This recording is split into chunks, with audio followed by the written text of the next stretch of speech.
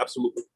Thank you. I pledge allegiance to the flag of the United States of America and to the republic for which it stands, one nation, under God, indivisible, with liberty for all.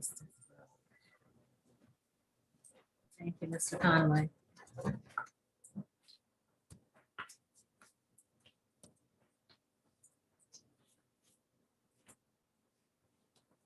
Okay, we'll start with public participation. Mr. Wilcox, can you take time in the absence of Dr. Joyner? Yes, Or certainly, keep the time? certainly. Thank you. Madam President, can you make the announcement that we do have translation available? Oh, yes, where is the translation button? Lower right I hand. don't see it. Okay, I just don't see it on my screen. Okay. Buenas tardes, si necesita interpretación, va a haber interpretación para la reunión de hoy. Hay un botón a la parte bajo de la pantalla. Presione el botón para escuchar la reunión en español. Gracias. Our first speaker this evening is Teresa Johnson. Ms. Johnson, you may speak. Good evening. Can you hear me? Okay. Yes, we Yes. can. So I'm just going to ask the same questions I've been asking for the past couple of months, or probably the last year and a half. Number one is, when will our questions and concerns that we bring to these meetings, when will the public's questions and concerns be addressed? Where can we expect to find the answers to these questions? When will we get longer speaking time? A lot of parents feel there's no need to come and speak because they can't get their points across anyway. So when will this 2-minute time be increased? And why is the chat box, you did open it, but you only opened it for us to speak with the panelists, so the public cannot see each other's comments. So when is that going to be corrected? Is the board ever going to address the request for an investigation? Where do we stand with that? We have not forgotten, we still want it, and we're still asking for it. And lastly, when is Dr. Tracy going to prove that she lives in New Haven? Thank you. Have a good evening.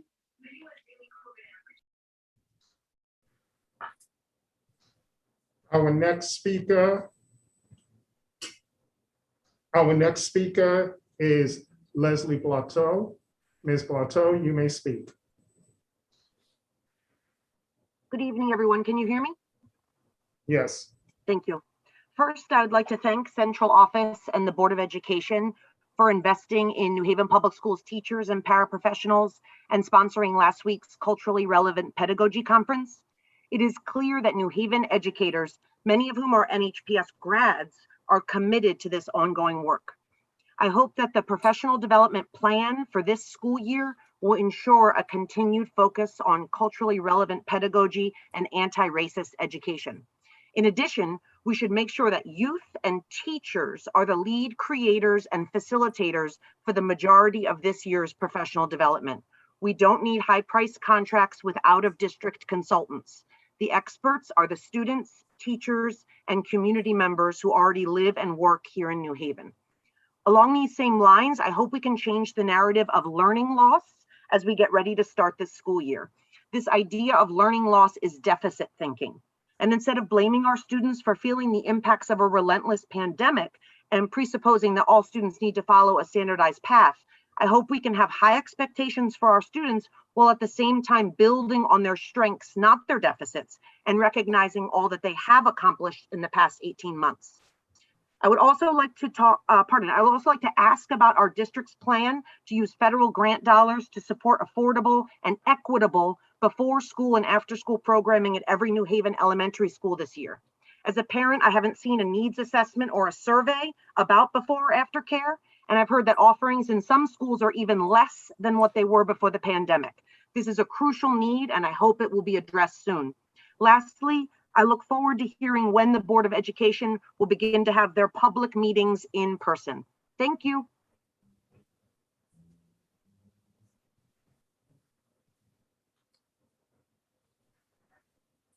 Our next speaker is Kristen. Please state your full name when you are opened up. Hi, can you all hear me?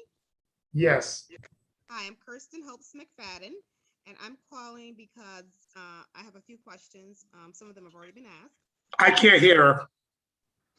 Ms. Holmes McFadden, can you please speak louder or move closer to the microphone? Okay, hold on a second.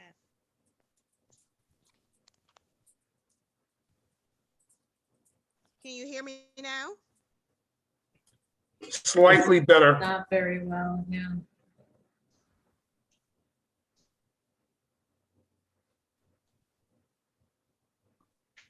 Oh, Oh. You're coming in very low, Miss McFadden. I don't know. Better. All my volumes are up. I'm right on top of the phone. Okay, please do your best. Let's start the time Oh, now. now, can you hear me now? Yes, I'll use my teacher voice. Okay, so some of the questions have been asked that I'm concerned about as well. The first one being, when is the board going to decide about an investigation of the Brendan Rogers incident? We have not forgotten. We still want that to happen.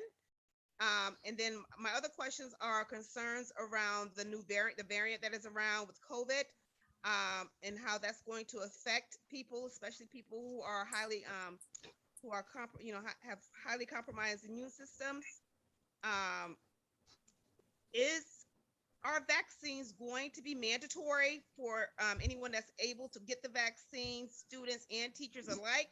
And if not, are there going to be mandatory testing at least once or twice a week? I mean, if people are not going to get the vaccine, we at least need to have the testing.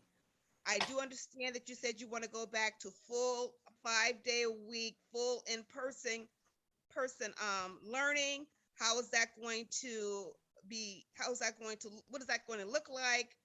And are we still supposed to be trying to maintain 6 feet distance or 3 feet distance, or distance doesn't matter? I would like a lot of those questions to be addressed because we have less than a month before we're all going to be back in school. And I haven't seen or heard how that's going to be addressed, especially in light of this new Delta variant and other variants that are coming from other countries. Thank you.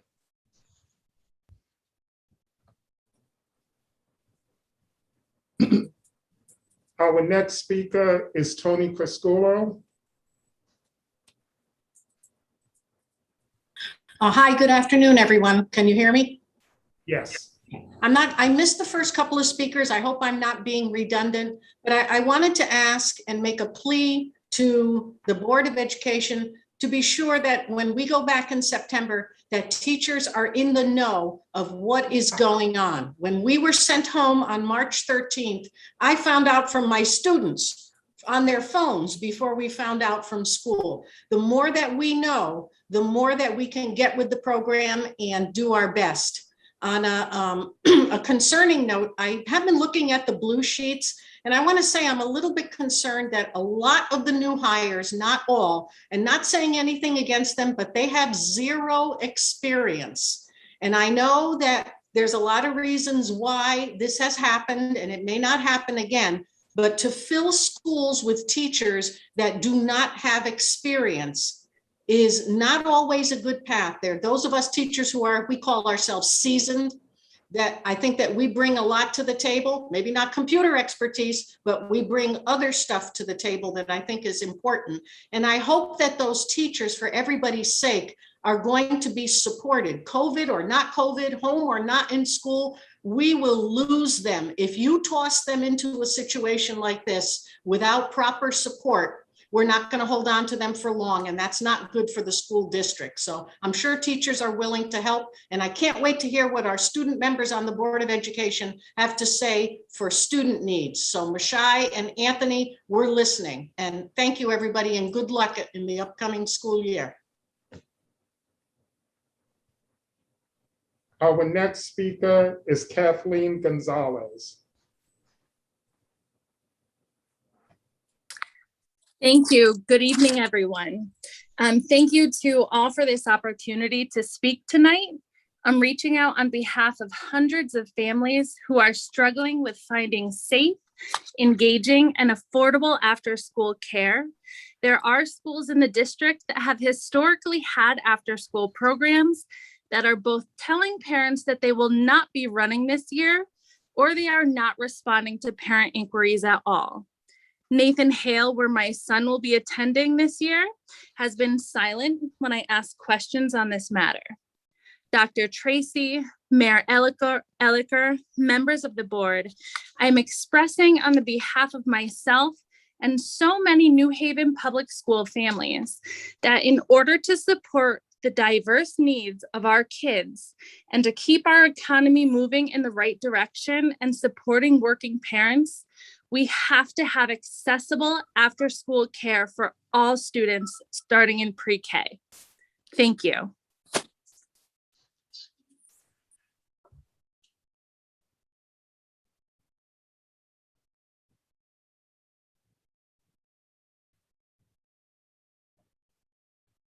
Okay, our next speaker, please state your full name. Your name isn't posted here. Mr. D. Yes, my name is Mr. DeCapua. I am a special ed teacher in New Haven, and I cannot be more thankful for everyone that's, gotten to this point in this awful time of the pandemic.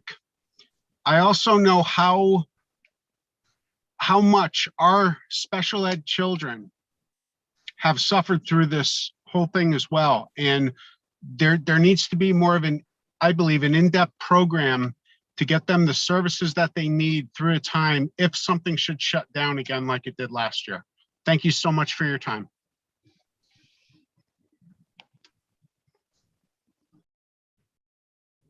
There was one person who was asking how to sign up to speak. I will try and open the mic. Christina Lopes, if you would like to speak, I am opening up your mic now.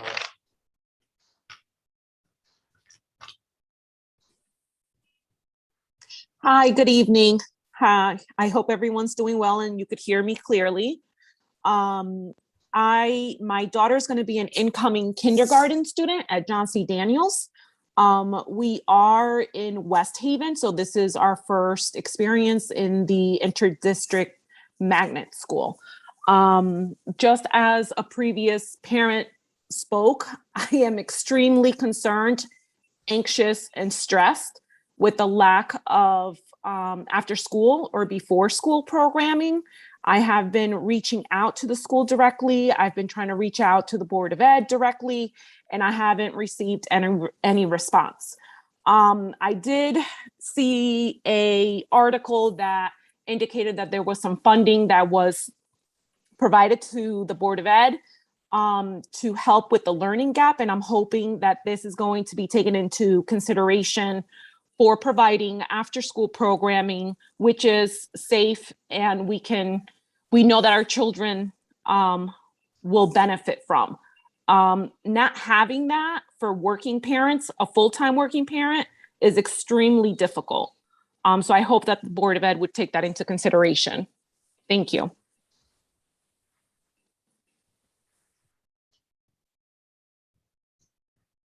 Madam President, at this time, that concludes all that had hands raised among the public. Okay, thank you. Mr. Bolton? Thank you, Madam President. When are these questions and how are these questions going to be answered that are being asked of the board and the administration? I particularly am hoping that Dr. Tracy, during her report, could give us an overview of this before and after school issue, because I was not aware at all that we may have less before and after school programs than we had before the pandemic. So I'd like to hear what we're doing there. But I certainly would like to see answers to these questions. I know at one time that we had provided answers every meeting to the questions that arose at the previous meeting in writing. I believe they were also put into the minutes for the record. And I'm wondering where we are with that, Madam President. Dr. Tracy, is that something that could we have a staff person appointed to respond to some of the, the questions that we can respond to, the public participation? Certainly, we can have someone designated to answer some of the questions. Not all questions can be answered, but I also know that many times there were just comments. Right. Those comments being made. So if there are questions being asked, we will have someone designated to answer those questions, and we'll put it on our site. Okay, thank you, Dr. Tracy. Mr. Bolton?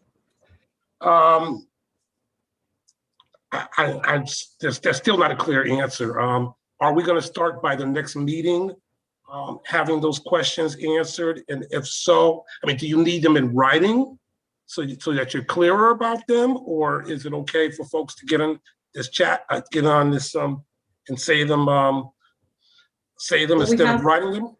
We haven't resolved the issue of the chat yet. So I think, I don't know, Dr. Tracy, do we need them in writing, or just the fact that they're asking in the public? So because they're publicly asked, we will answer them and put them up on a certain section of our website.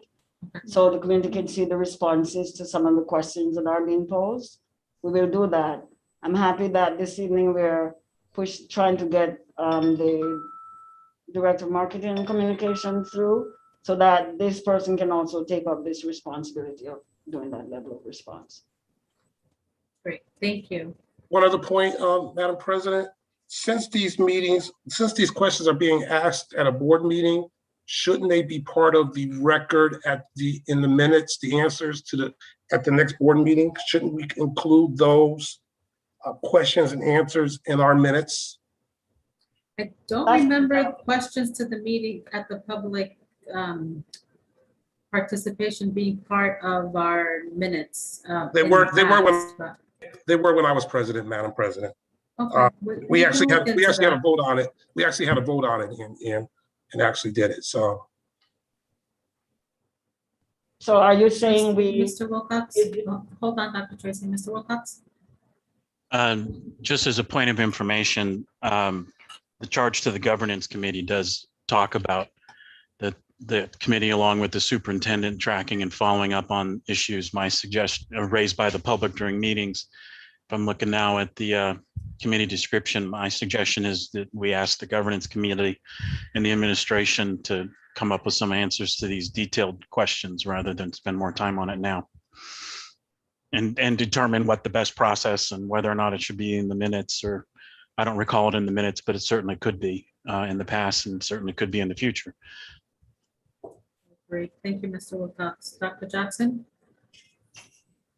Good evening. Thank you for that suggestion, my colleague, Mr. Wilcox, but if the public is taking their time to come here and ask questions, I think simply just answering them, that's the easiest way. I think we're making a big deal out of just answering the questions.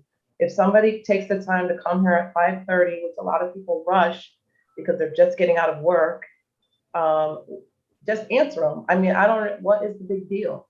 They're being asked simple questions. And I think what used to happen, I used to see like the different superintendents would go when we were in person. You remember they would go and they would talk to the people and they would somehow get to them and answer their questions. So I'm happy to take this up in governance, but I think that's creating a mountain out of a molehill. It's a question. If they're asking about after school, however it's answered, it can be answered. I don't think it needs to be a big deal, but there's nothing secret about what they're asking, and stuff that can't be answered won't be answered, so that's what I have to say about that. I don't think we need to make a big deal out of this. If someone's asking questions, they deserve to be answered, and if they don't get answered, they'll let us know. But we should, whoever Dr. Tracy puts in charge of it, they need to answer the questions. I don't know. So that's just my take on it. Thank you, Dr. Jackson. Dr. Tracy, will you appoint someone this week to answer the questions for tonight's and then future meetings?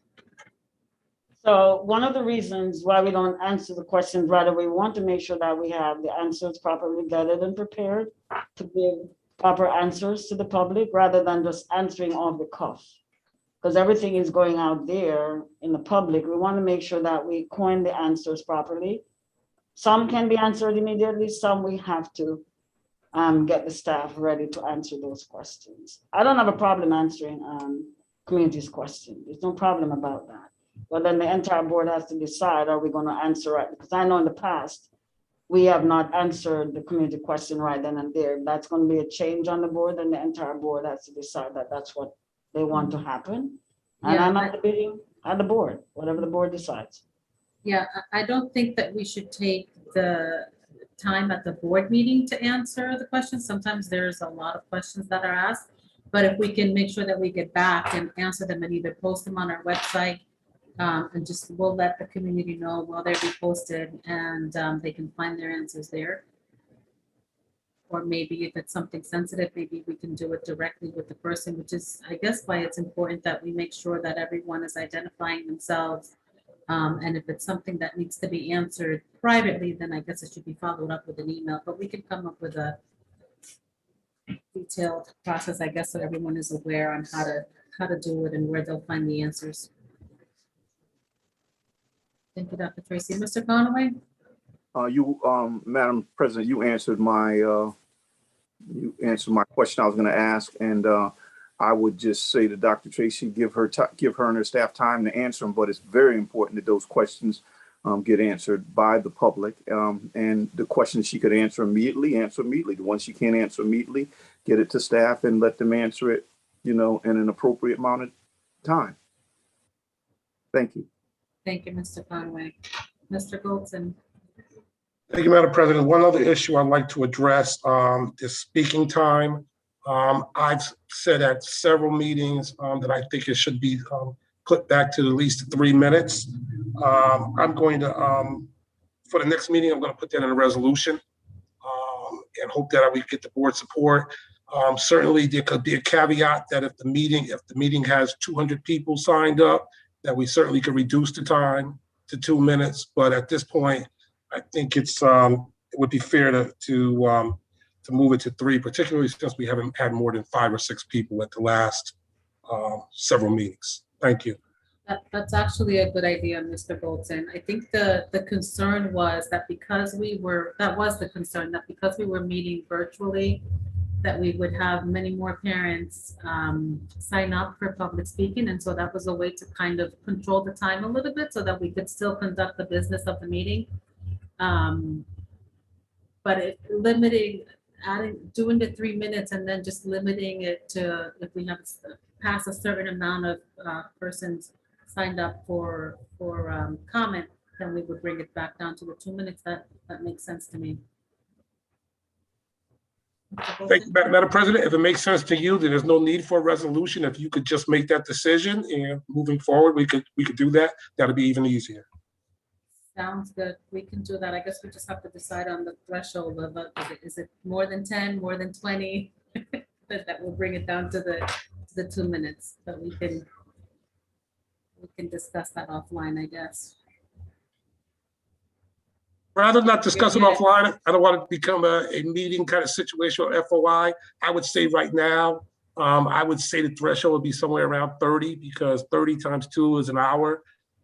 So that would be my threshold at this point. 30 people. Once we got to 30 people, reduce it to 2 minutes or whatever it is. Okay, but then we would also have to figure out, I just feel like now there's more questions popping up. Like we should have a little. You don't have to make the decision. You don't have to make the decision now, but yeah. it's your decision. Yeah, we could have a discussion about, once you make your decision, we can have another discussion about it if we need to. I don't think it's going to generate that much discussion, quite frankly. I hope not. Sounds good. Thank you.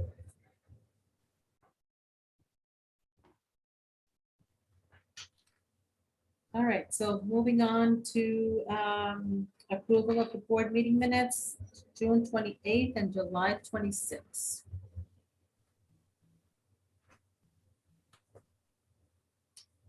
Mr. Wilcox? I move we approve the minutes from June 28th. Mr. Bolton? I'll second that. Any discussion? Mr. Conway and then Mr. Bolton. I just, on page 5 of the June 28th minutes, I just want to separate the compensation and equity committee from the food policy. It seems like it's just, they're running together. And that's the, that's item number 9. It it's both under compensation equity, and one is food service and one is equity. And I know what happens. I run those meetings. I run those reports together. I just want to just separate them. That's all. Thank you. Thank you, Mr. Conway. Mr. Bolton, did you have a comment? Yeah, I have a couple. On the page 2, the first section, it spells Hill House and it separates the words hill and house. That's actually one word. That's my alma mater. And that's our top school here in New Haven, so I want to make sure it's spelled correctly.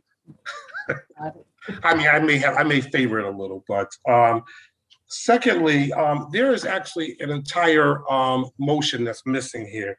There was a motion that was made, a resolution that was made and voted on to amend the agenda that failed, and I don't see that motion in this doc. It should be somewhere here on page 2. When we were adding those items for approval for the Finance Committee.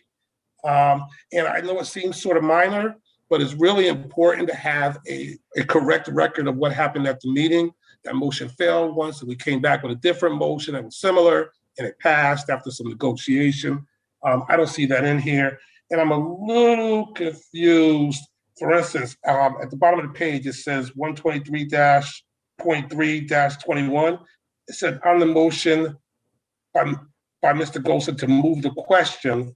I'm not quite sure what the question is. Is it because is it the motion previously? I'm not quite sure what that is and why that was made. When you move the question, I'm assuming you're trying to stop debates, and I'm not sure if I did that or not, but I can't tell with these minutes. So I hate to do this to you. I don't know who to send my questions to, and I don't even know what's appropriate at this point to send it to the, this kind of a question, to send it to the recording. I think we have to have that discussion, make sure that we're all clear. So I think it would be Dr. Joyner as the secretary. Okay. He can communicate with the. All right. So I'm a little confused by the way these minutes are put together. Maybe it's just me. If everybody else understood it, then I'll let it go. But if it's not just me, then I would like for us to kind of go over them one more time and make sure we understand what was happening. Because I cannot find that motion in here that failed, and maybe I'm missing it. I see Mr. Wilcox has his hand up, so maybe he sees it, I don't. Thank you, Mr. Wilcox? No, I was just going to say if the question here is that we might be missing a whole motion, then sounds like we need to send our comments to Dr. Joyner and have another stab at this. So I'm going to withdraw my motion. Thank you, Mr. Wilcox. I'll withdraw the second. Seconder, okay, thank you. All right, so that leaves the minutes for July 26th. Motion to approve. Mr. Wilcox? I move we approve the minutes for July 26th. Second. Any discussion? Seeing none, we'll go on the approval of the minutes for July 26th. Here, Dr. Jackson? Abstain. Mr. Wilcox? Yes. Mr. Bolton? Yes. Mr. Conway? Yes. Mr. Fiore? Yes. Ms. Ramon? Yes. Mayor Elicker, Yes. and I am a yes as well. So the minutes for July 26th. pass. I'll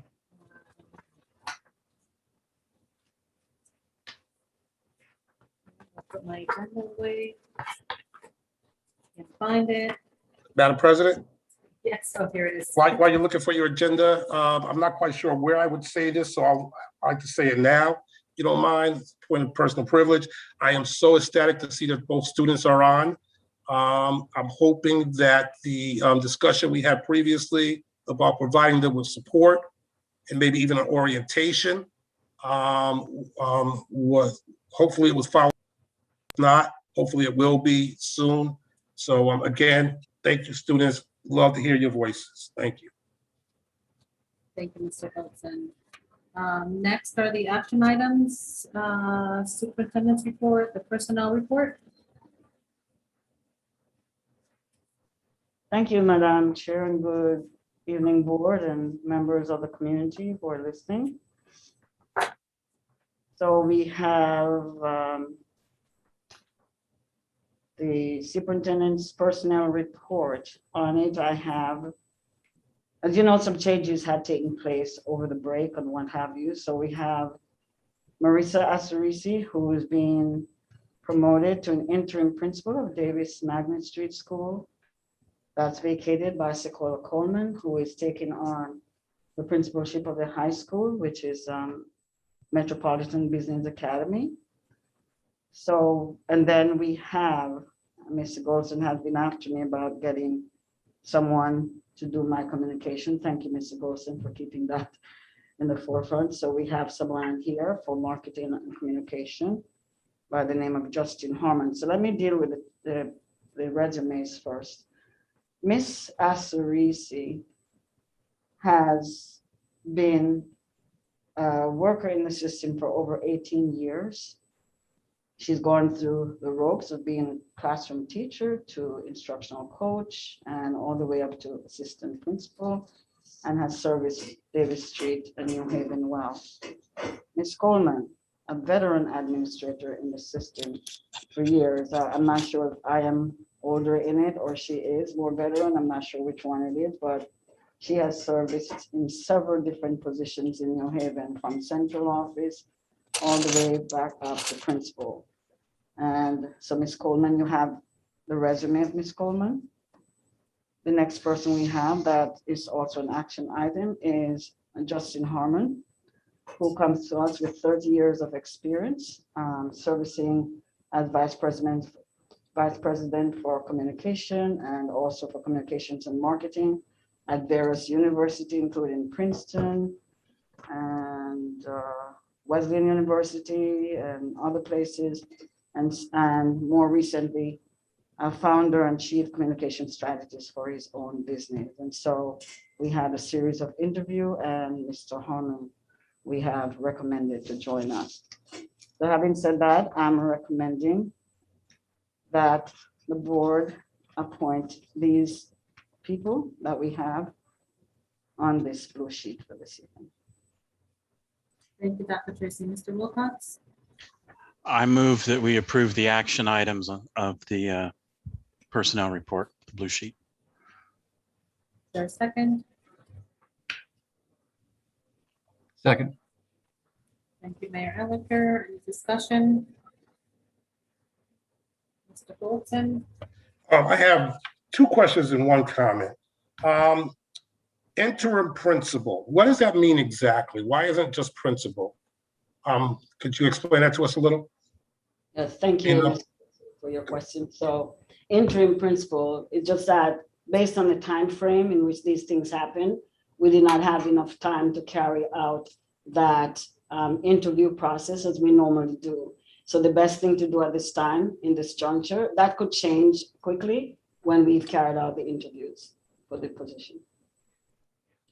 Understood. Thank you very much. The second question I have is around the salaries. First of all, I'm always shocked to see how little our community as a whole, our nation as a whole, values teachers, and to see what our teachers start at $45,000 is just shocking to me after all the education that they get and pay for to get to this point. And I don't know why anybody, college graduate with advanced degrees or with degrees would start anywhere for $45,000. I'm just shocked by that. I'm assuming that these are 10-month or 12-month salaries, these new teachers who have zero experience. 10 months. 10 months, okay. My other question to you is, why is there a difference in the salaries? Like one person has step B 0 years, starts at 45. Another one with the same step B 0 years has $47,000 starting salary. How do you determine that? So it depends on whether the person has a bachelor's degree or a master's degree. So a master's degree would only start $2,000 more than a bachelor's degree? That's how the pay scale is set up, yes. Jeez. All right, thank you. The third and final point is around Director of Marketing and Communication. I'm glad that you've been focusing on that and found someone that you feel comfortable with. And I saw the resume is very impressive. So not questioning this person's ability to do the job, obviously. But I'm just wondering if we could have a discussion in the future about some of these administrative positions. This person is going to be the face and the voice of the school system. They're going to be representing you and this board in front of the press, in front of the community. And I think that the board should have a little more say in how we make a final decision around this position than just to get it at a board meeting on the blue sheet. So I'm hoping that this board eventually, we did this previously when Garth was here. Some of these positions we asked for two or three nominees that we could review, that we could look at and make recommendations to the superintendent. I think we even had a subcommittee that may have had some discussions with not an interview, but just with a discussion with the final candidates. And this one, more than anyone else, I would want to at least have a little more information about, just because you have a lot of experience in other, doing communications for other companies doesn't mean that you have the experience to do it in a city, an urban city like New Haven. So I'm hoping in the future we could have that discussion. Thank you, Madam President. Thank you, Mr. Wilson. Dr. Jackson? Thank you. I too had a question about the position of Director of Marketing and Communications, which I think we do need that. A friend of mine does that for the Philadelphia school system. It's a very, very huge position, very, very public. And this person is everywhere. I just want to know, as far as for the hiring process of this, was the executive team from the board involved at all? Did they know? Were they able to review this at all? Or this was just completely Dr. Chase's decision? I was just wondering. So I was not cognizant of the fact that the executive team nor the board had to review the candidates that we present to the board. So it was my team, I have a team, my senior leadership team that carried out the interview process. And then the individuals met with me personally after they carry out the first or second set of interviews.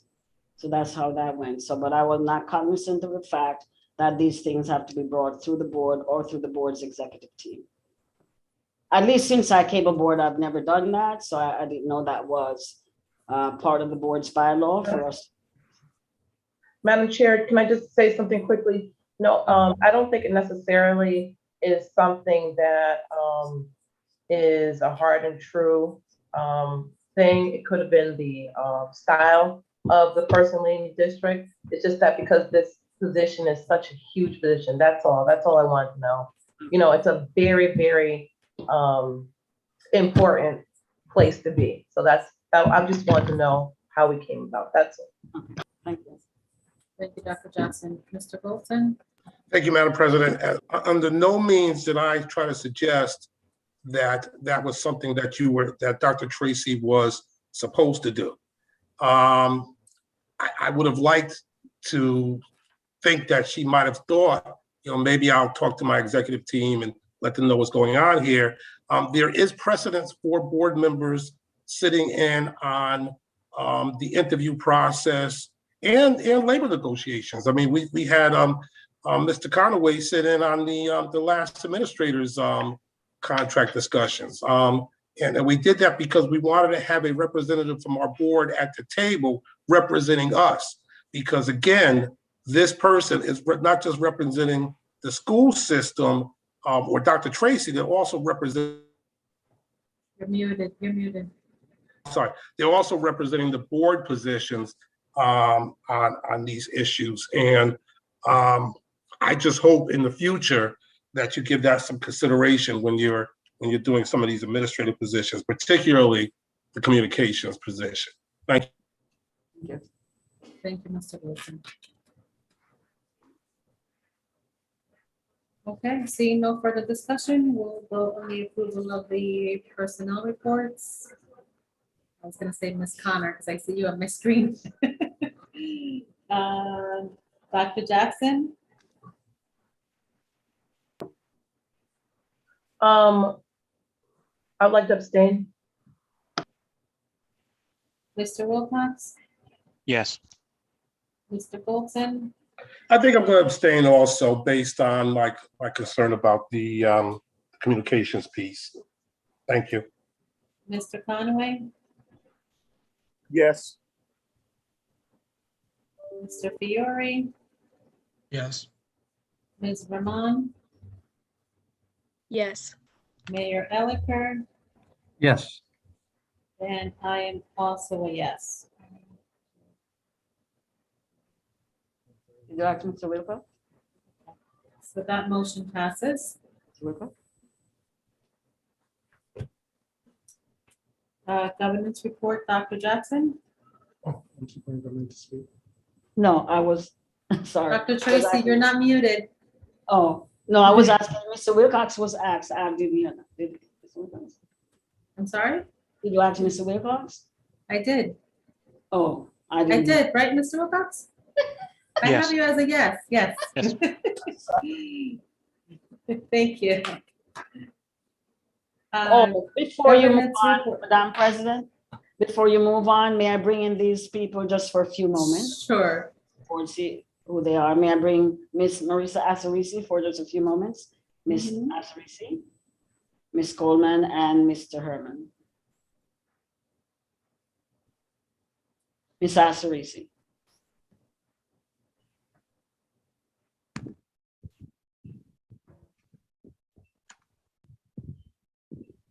Hi, sorry. Doc, I'll go first. for a Oh, go second. ahead. Doc, can I go first? Okay, go ahead, Miss Coleman. Sorry, Marissa. Senior. I do this all the time, but that'll make it easier. Good evening, Mayor Elicker, board members, Dr. Tracy, executive team, and other members of the community. Thank you for this opportunity to be the lead educator at the Metropolitan Business Academy. Very excited about the next chapter in my long New Haven public school history that began, as you can say, Mr. Golson and Hills. That is probably not the secretary's fault. The computer will do a auto correct for it. Hillhouse makes it 2 words on the computer, so we'll forgive the secretary for that. But I was a Hillhouse student, and I want to say thank you to the Metro staff that has worked very hard this summer to prepare for the coming school year. Thank you to my Davis family for the past 7 years. Marissa and I have made a wonderful team, I think, for you, which is why I wanted to go first, because I want everyone to please make sure that they give this young lady their best. She's done a wonderful job for 7 years. We've worked as a team, and I think she will do wonderfully at Davis, and best wishes to Davis for a wonderful school year. And in some ways, I'm pleased you can add this. Grateful that Dr. Joyner is not with us tonight because he was my teacher and he tends to make me turn red, reminding me of my accomplishments in New Haven. And I just want to say thank you. And I'm looking forward to working with high school students and the staff at Metro. Thank you, Ms. Asarisi, for allowing me to step ahead of you. All yours. Thank you. Same, I want to thank the board, of course, Dr. Tracy, Dr. White for considering me to be interim principal at Davis. I, of course, appreciate the 7 years Ms. Coleman and I have worked together. She has taught me so much, and I'm so grateful that you put this team together because the last 7 years have been tremendous. Anyone who knows me knows I love my Davis family. The teachers, the staff, the parents, the families, the students have just become part of my family. And I'm grateful that I get to continue to lead them into the 2021-2022 school year. So thank you to everybody. Ms. Coleman, you'll be missed, but I'm sure you'll be hearing from me quite a bit. So thank you to everybody. Okay. Hi, so I'm Justin Harmon. I want to thank you all for the opportunity to become part of the New Haven schools community. I am very excited about the prospect. I want to let you know that I have reviewed the strategic plan for the district, and I really admire the goals that you've set for learning and for student participation, which I think are really important goals. And I look forward to building a communications program that supports those goals and also helps parents in the district know what the opportunities are for their children that the district provides. I think I'm looking very much forward to that. And also to, as was mentioned earlier in the meeting, doing what I can to help promote a culture of transparency and accountability for the sake of all members of the community and their participation, their full participation in the schools. Thanks. Thank you. Congratulations to you all. Thank you. Congratulations to each and every one of you, particularly the Davis family.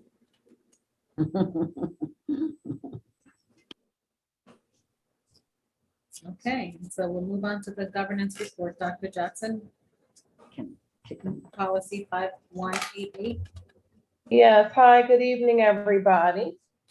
The governance action item is the policy 5188, the enrollment and handling of non-resident school age students, and is up for the vote.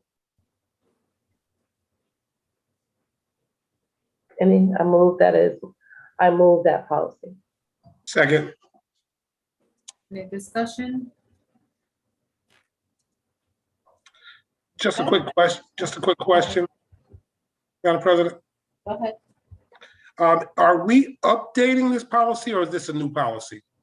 No, it's updating because if you remember, there was some issue earlier in the year with a family that had moved out of the district, and there was a whole bunch of rigmarole, and Marquel just clarified and just made sure the policy was clear in that instance. And he did a great job. So I just want to give Marquel a shout out for that, for this policy and bringing it in, cleaning it up.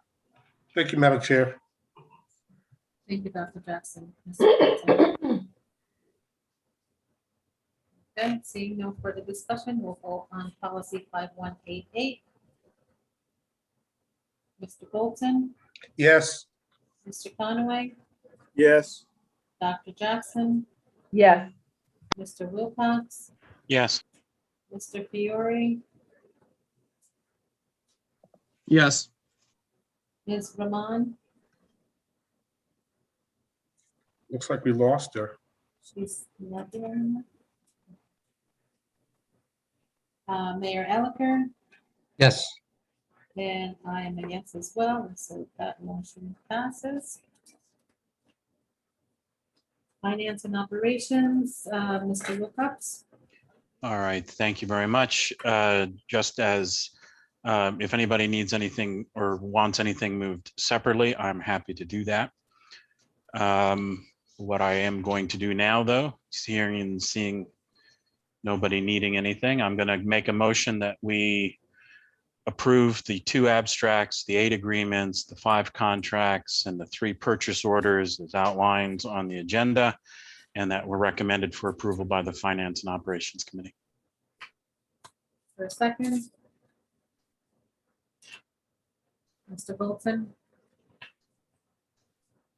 Madam President, I have a question about the information only items and about the ESSER grant. Should I save that for, is there another place on here that the Finance Committee reports? No, there isn't, right?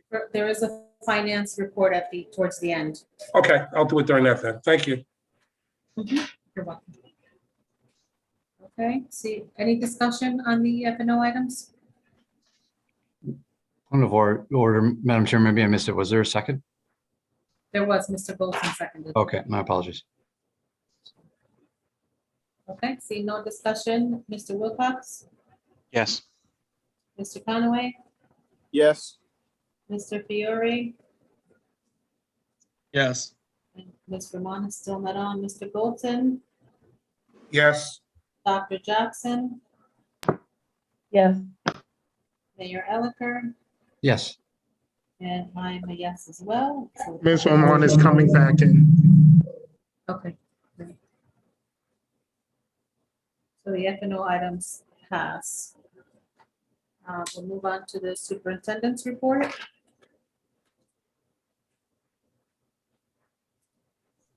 So that's moving very fast. Thank you.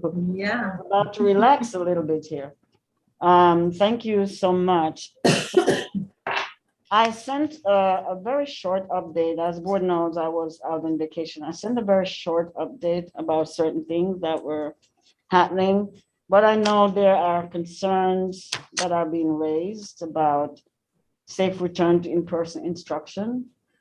June 23rd, all departments of school departments or school districts had to send to the CSDE, Connecticut State Department of Education, a plan for opening safely back for instruction. We have shared it with the board, and I know you probably need a refresher reminder. So I had Dr. White send it to you, and he will go over a refresher, and I'm sure there will be a lot of questions since we posted that. We were not anticipating a variant that is spreading widely across the nation. So we know that some of the things we may have to go back and look at, but Dr. White will share some of the mitigation strategies we have in place. We are currently waiting on the governor to give some more guidelines around schools and how they're going to work with the local municipality and the local health department in giving us some more clear guidelines about school.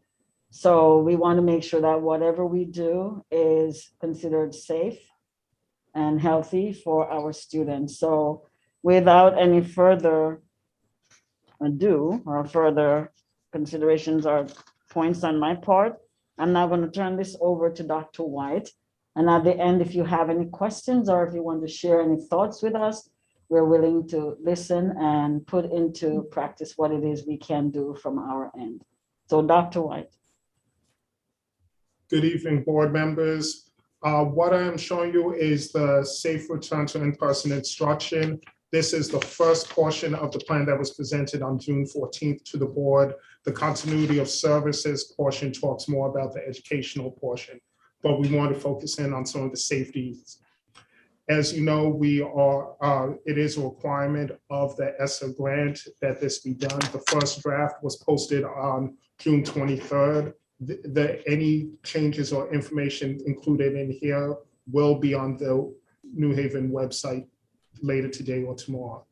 Briefly, the state priorities, again, are learning acceleration, academic renewal and enrichment, family and community connections, social, emotional, and mental health services for students and staff, strategic use of technology, staff development, the digital divide, and building safe and healthy schools. So for our health strategies, of course, a clear update, we had already planned on having students and staff in masks and face coverings. We're still making sure that's noted. We will work with students that have medical conditions and work with that. As we did last year, we had mask breaks and we'll continue to take those mask breaks. We ask families to provide masks for their students, but our schools will have disposable ones as backups. Whether a student breaks there, loses there over the course of the day, we will have those available for consideration. We'll be using maximum distancing where we can.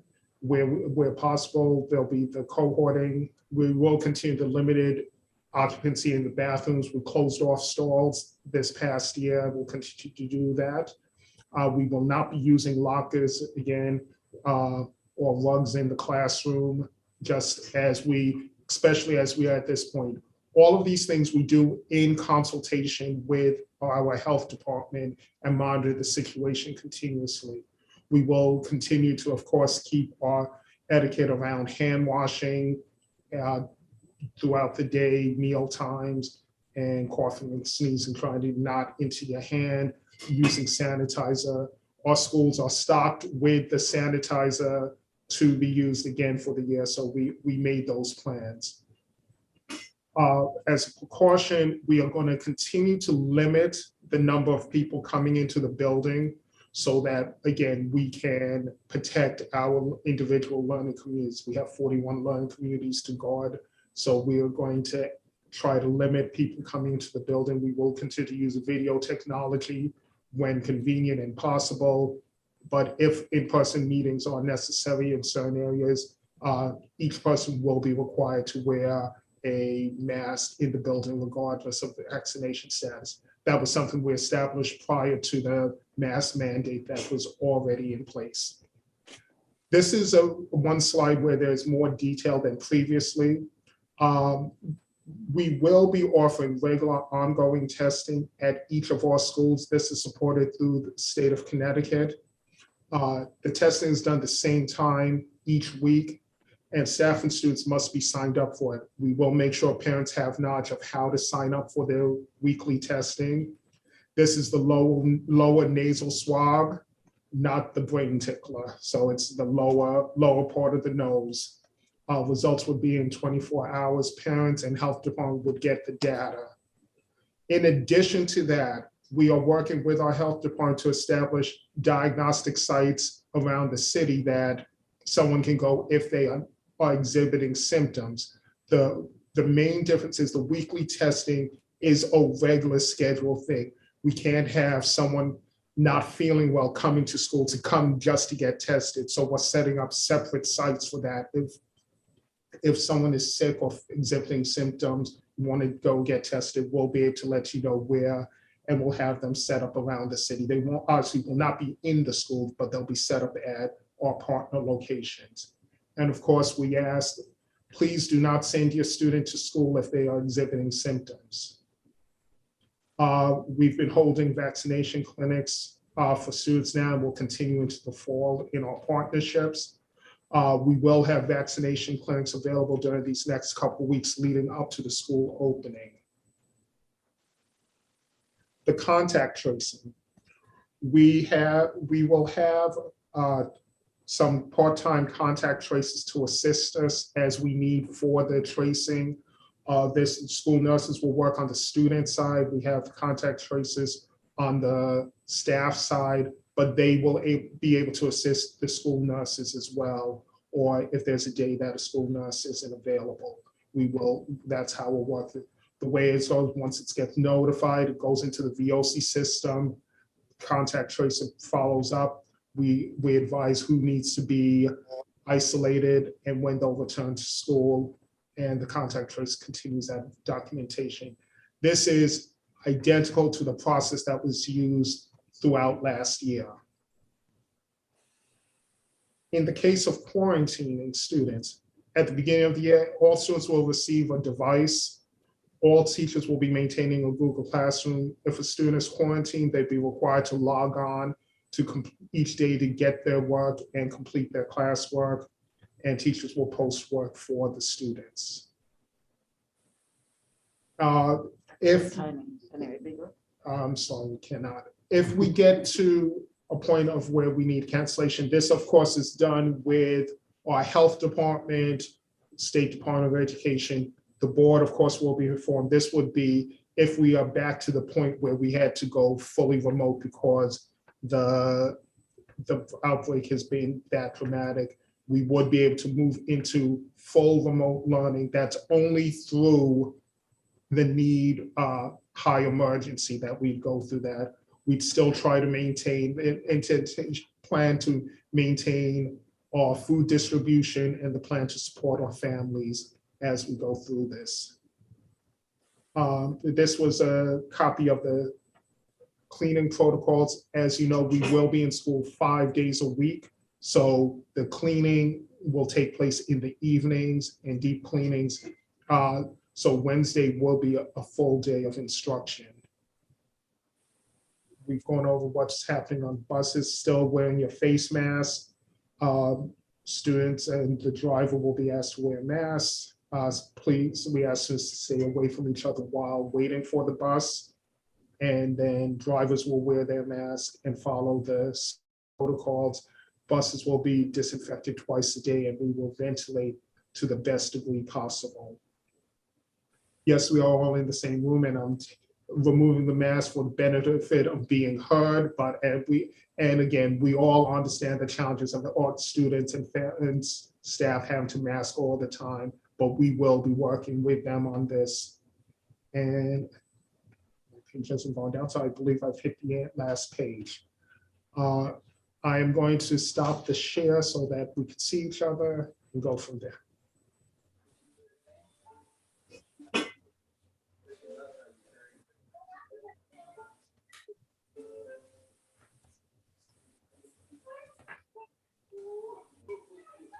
Is that the end of the presentation? Yes. Please proceed, Dr. Tracy. Does that conclude your report? That's for that particular aspect. There are other aspects of the opening plan, but this is about the health and safety aspect of it. Okay. That we just shared, yes.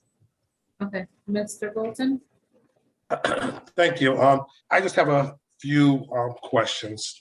I remember this issue came up last year. I'm assuming that the water fountains are going to be blocked again so students can't use them. So how are we going to keep the children hydrated during the day? Water is provided in each school. There were always water bottles available.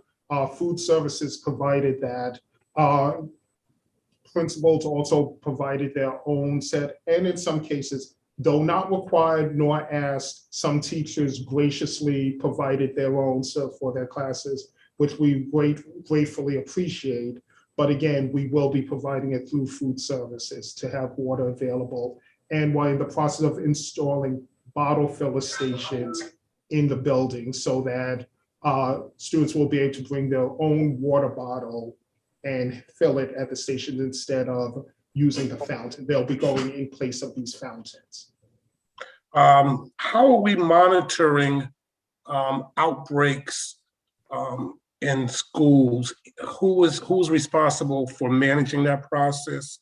And thirdly, if there is an outbreak, what point do we get to where we may shut down a classroom or a school? Is there a number like 10% of the students or something like that? There is not a solid number. It is something that's done in consultation with our nursing department as well as our city health department. So it begins with the contact tracer determining who's considered a close contact. As you know, those guidelines have shifted. So it may begin with where we start with, say, as we look at our screen here right now, Mr. Wilcox is in the center of my screen. Ms. Connors above him, Mr. Lamb is below, President Rivera is on the right, and Mayor Elica is on the left. So the four of them, along with Mr. Wilcox, would have to be quarantined.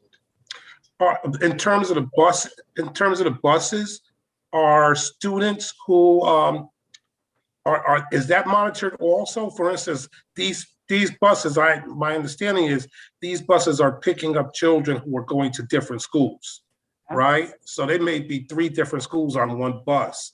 How are we contact tracing that? That's been considered at the time. Again, all of our guidance is shifting, but with the ventilation and the mask wearing, based on where students were, they weren't necessarily considered a close contact if they were sitting next to them. So it's not an entire bus that would necessarily be quarantined, but it may be the student sitting next to a person. And so again, the contact tracer does a combination of interviewing the individuals to get a sense of who's really been close, what are the mitigating factors, whether they had spent their entire time masked, how long it was, and then we go case by case about how many people need to be quarantined. That me? Was that me who froze? Could you also, so how do we report that to the public? For instance, I may know who's sitting near my child on a bus. If my child is sick, I may know just from bringing them to the bus every day who they associate with and who they're near. How do you get that? The contact tracer, I'm not quite sure how they would get that information. So how do they trace that? I'm really concerned about these buses spreading COVID throughout the school system. I'd like to know how you're dealing with that.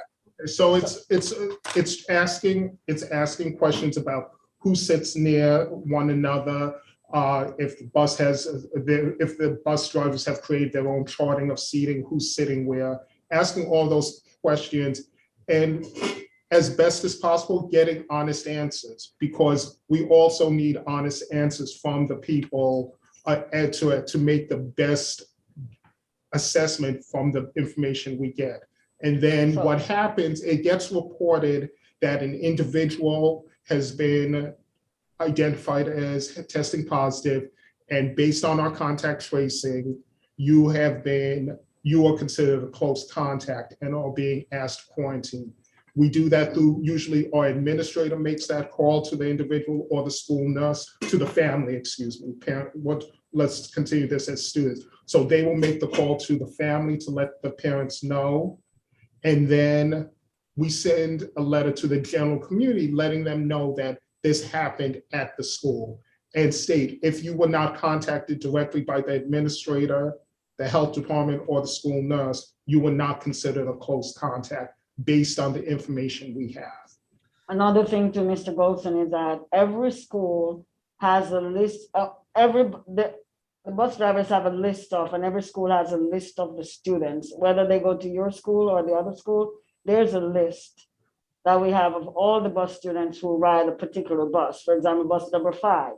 That's why if there's an accident, we can just narrow down to bus number 5 and get something out to the parents right away about bus number 5. So that's where the system is set up in the database. We had a shortage of nurses last year, and I understand they're going to be doing, I think I've understood from this report that they're going to be doing most of the contact tracing. Is that what I understood? Is that correct? For the students. They'll try to do it with the students. We also are hiring additional contact tracers to assist as necessary. All right, I just have 2 more questions. That testing that you talked about in your report is not mandatory, right? No. Correct. Okay. I'm sure that we have the same issue we had last year, lack of bus monitors. We couldn't find them, or whatever. Is that still correct for this year? From my understanding, yes. And we are also having lack of bus drivers. So it's even more complicated than that. So we're working hard to see who is out there. I don't know. People are not like running for the jobs that are being offered. So it's a challenge. Yeah, well, I mean, concern with a lot for some parents would be, you have a lack of bus drivers, which means you probably have less buses on the road, which means that you have more students in these buses closer together. I mean, it just seems like I'm hoping for the best around it. My last question, what happens if a teacher is quarantined? How do we deal with that? And are they able to teach remotely while they're quarantined? Do they have to use their sick time? I mean, what's the whole process around that? Unfortunately, we don't have our HR people here with us this evening, but that's something that has to be kind of clarified. It's one of these things that has to work with both the bargaining unit understanding as well as the city side on this, because again, we have to keep some these things consistent across our unions and where it is. So when we have left, but we'll get clarity on that, because it is. Last year, we were able to do it in some way because there were certain orders in place that protected that. So I can't give a good answer on that this evening. Thank you.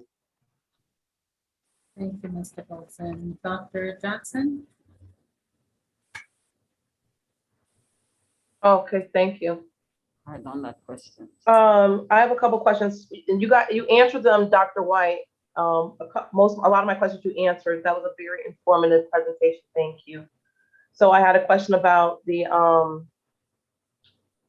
okay, so if a student has to go remote, it said that the work will be posted, so they become asynchronous. There's no face-to-face instruction at all, or at the moment, the farming teams. We are still trying to work out what can be possible. It varies because we have so many different types of school. We can't necessarily say, for example, as I'm wearing a Sound School mask right now, aquaculture at Sound School, we may not be able to have the teacher do that at that time. Perhaps we may be able to get someone to do something for 5th grade mathematics. But again, those details will have to be worked out as we can, and based on the length of time that there will be quarantine. But at the very least, we want to make sure that they are receiving their classwork. Okay. And just a comment, none of us want to go back to hybrid or virtual. I really don't want to do that. We don't have to. And with the proper mitigations, we really can keep the kids safe. Even with this Delta variant, that's really, really contagious. But so I think what we have to do is, what I've been saying is, really be vocal and loud and extra about our mitigation strategies within the schools. I don't know what you guys have for signage, or if there are PSAs, or even going on, but it has to be really like in your face. And one of the things that you said, Dr. White, which is really important and something that we really should push, is that these aren't brain tickler tests, right? So I recently took my daughter to get a test, and she was falling out, embarrassing me and all this stuff. And I'm like, listen, what are you doing? This is not. And when they finally did it, she was like, oh my God, it was just in the front, because it really was just in the front. Really make that part of the message, because we're going to be able to do more testing. And that's the key to knowing where this stuff is, testing, because we know that a lot of people, this Delta variant looks a little different in some ways in the beginning when you're sick. It's not quite like how we were looking with the Alpha variant. It's a little different. So testing is going to be key. A little sniffle, a little cough, that right there could get a little quick test and find out if we have someone who should be home, getting the virtual learning. So really, I want to use the word, hammer it out that this is not a test that it doesn't hurt. It's not going up. It's just going right where your nasals flare, maybe a show and tell, kind of showing the kids or showing the parents. But I really think that we can go back to school safely with the right mitigation strategies, with the teachers. We want to have the right masks. We want to make sure that the masks are everywhere, so that there's no excuse to not having a mask. That's the most important thing, with both people having a mask on, honestly. If the kid forgets to wash his hands, okay. But if they both have a mask on, then we're really in really good shape. And if we can't get the distance, some places the distancing isn't going to be as good as we want it. And I realize that there may be some 3 feet distancing, which I don't like, but the masking and just the message. So we have the new guy, whatever the name, what was his name? Mr. Harmon. Mr. Harmon, right? So Mr. Harmon, I guess one of his first duties probably is around this, but to be, very, really, look, we can do this, just, we need that because we want to be safe in September. And I really think that while our message has been getting out, it hasn't been really as robust as I know we could do it. And showing people how safe it could be, and that testing is critical. So, whatever, if you need any help or whatever, the testing piece is critical. So that was my point. I want to make sure that we let everyone know it doesn't hurt. This is not what we do anymore. We just do the beginning. And the nursing, we're pretty close to having nurses in every school. That's what we were informed. Yes, they're working on it. Okay. They're temp nurses, they're working on it. Okay. Thank you for answering the devices thing, the devices question. That was very important. And then I don't know if this goes later, but there's a question about, are you guys giving out pop-up desks? Something that people are asking about. Is that something that everyone's supposed to get, or? Not everyone. 4 of them, okay? But someone donated about 450 pop-up desks. Okay. And Danny Diaz, YFC, is in charge of that based on needs. So I'm even getting email about not getting their pop-up. It was on Facebook. So so people were like asking about it. So I didn't know what that meant. So stuff like that, keep it on Facebook if you don't want 20,000 people asking for it. And then I have other questions, but I think it pertains to other stuff that's coming up. Okay, so Dr. Jackson, thanks for your comments and what have you. We are trying to have another parent webinar and increase those as we move closer to school so that we can clearly inform parents what's going on. If you don't mind joining us on this Thursday, so that as a physician, you can be saying these things to parents about the testing, I wouldn't mind having you. We'll send you the time. Yep. That would be great. Yes. It will be my honor. I'd love to. Thank you. Thank you. Thank you. Mr. Wilcox? Thank you. Yeah, there's been a lot of great questions tonight and a lot of great answers. So a lot of mine have already been answered. Couple little ones.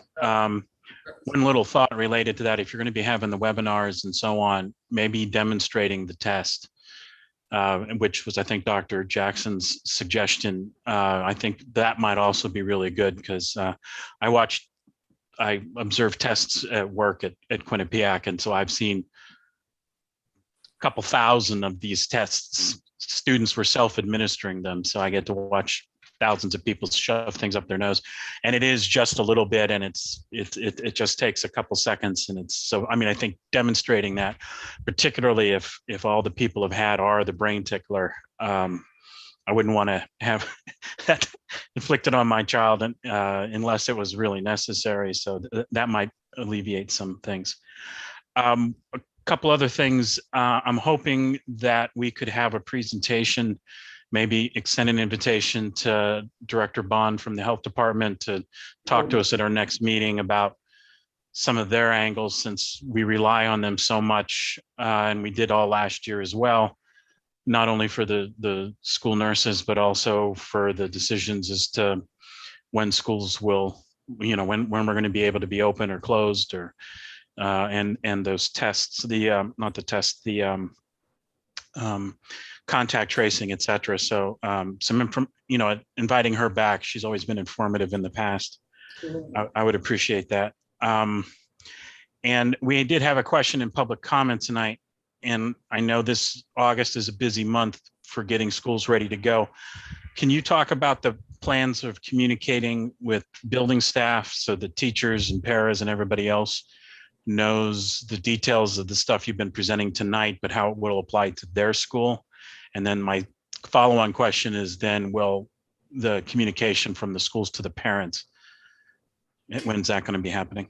So really quick, Mr. Wilcox, I spoke with Director Bond actually earlier today, and the plan is for her to attend our next meeting to give a presentation and updates. Wonderful. Thank you. And then Dr. Tracy, you can take the rest of it. Thank you, Mr. Wilcox. With regard to the staff, remember they are 10 months worker, they're on vacation, so we have a whole calendar laid out for when they return, for what we'll be doing with them, both academically, socially, and otherwise, and around the health protocols, and we're going to revisit those. So those meetings are scheduled. The staff returns on The 25th. on the 25th of August. That's when they return to work, and I don't want to disturb their vacation, although sometimes I send out some updates of what's happening in the district. Administrators return on the 18th. We have already been meeting, all along with administrators, so they return on the 18th. So we have a whole plan laid out of what's going to happen in those meetings as we get closer to school. So those things are in place. Did I answer your question there? Yes, that did answer my question. So the plans are in place. What I heard in the public comment was that people are ready to jump on board and be helpful. So it's good that there's plans in place to communicate with them. A final thing that I think is follow on, Dr. Jackson was talking about the importance of the testing, but there's also the importance of the vaccination process. And I know the city and the district's been doing a huge amount with that. And you had clinics at all the schools for teachers and everything. So I'm hoping all or most of our staff are vaccinated. And I'm hoping a lot of our students that are eligible, which is 12 and up. I think it's probably important to point out that two things. One is that it's not too late to get a vaccination, even though you won't be able to maybe have both doses. If it's a 2-dose vaccine before the start of school, you'll at least have 1 dose. And that has a large preventative effect right there. And then the second thing is I'm hoping that there's conversations between the district and the unions to be very encouraging of all staff being vaccinated if they're medically able to, because that's going to be so key. And I was looking on Twitter, and one of the leaders of the National Teachers Union has been putting out that message of, everybody, let's do this. Let's get all teachers and staff vaccinated, and they're very pro-vaccination. And so I'm hoping that the district's in communication with the unions to really promote that message of here's the possibilities and where you can get it done and completely free of charge. So thank you. Thank you, Matt. We normally do in collaboration with our health department. So those things are things we're looking into. Thank you, Dr. Tracy. Mr. Goldson, Mr. Conway, and then Dr. Jackson. Thank you, Madam President. Tonight's presentation was not in our packages. I'm assuming that it's somewhere on the website. I'm hoping uploaded. It will be uploaded today. We were completing updates and wanted to get it to you so we could present it to you this evening. It will be up on the website by the morning. All right, that's great. Thank you very much. I just want to remind you again that this is a public meeting, and the information that we have, the public should also have access to. So I'm hoping in the future we can make sure that that's available so that they can follow along with what we're doing here. And my last and final question is, what is a pop-up desk? And I didn't hear the answer. Are we actually getting those or what? These were donations. These are actually compressed paper cardboard desks that can withstand a good amount of weight. There were 450 to 500 that were made available by a donor, and we've distributed those. So it's something to use in a need a little corner in the living room to become the study area. That's what it is. It's like those cardboard beds at the Olympics or something, right? Something like, okay, I got it. Okay, thanks.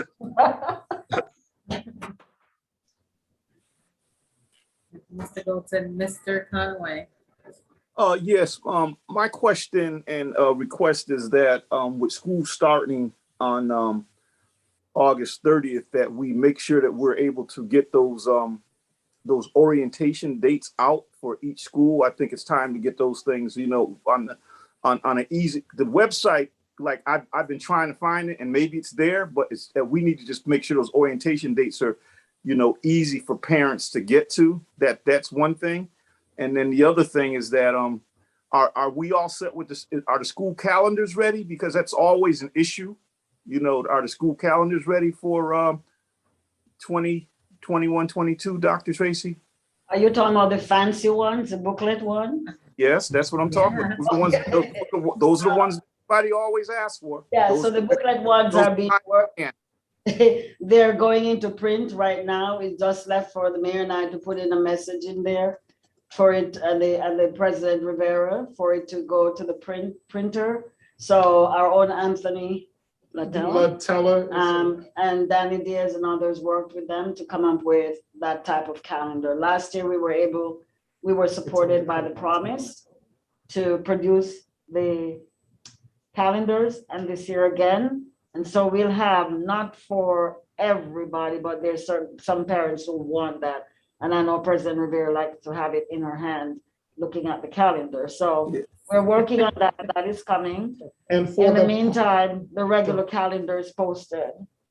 Okay, and for the public, to answer your question, Mr. Conway, it is on the website. It is under headline. So if someone scrolls down below the moving pictures, it is the 5th item down where it says in-person and virtual orientation dates. So if you open this to the homepage, just thank you. Down. I appreciate that. I was trying to navigate it, and I didn't find it immediately. And I know a lot of parents have been asking me about those two issues. They've asked me about the orientation dates and the calendars. Those calendars are very important to parents. Calendars are important. Yes. I put that in the chat. There's a link now in the chat. You can access it that way. Thank you.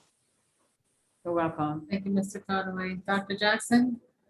I just want to comment on availability of vaccine.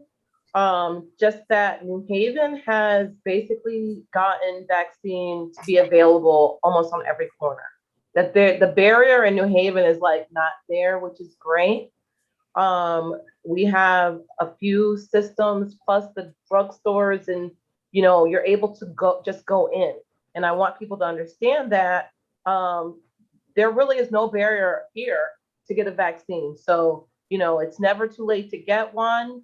Anyone 12 years or older, we are encouraging everyone to get a vaccine for your safety, the community safety.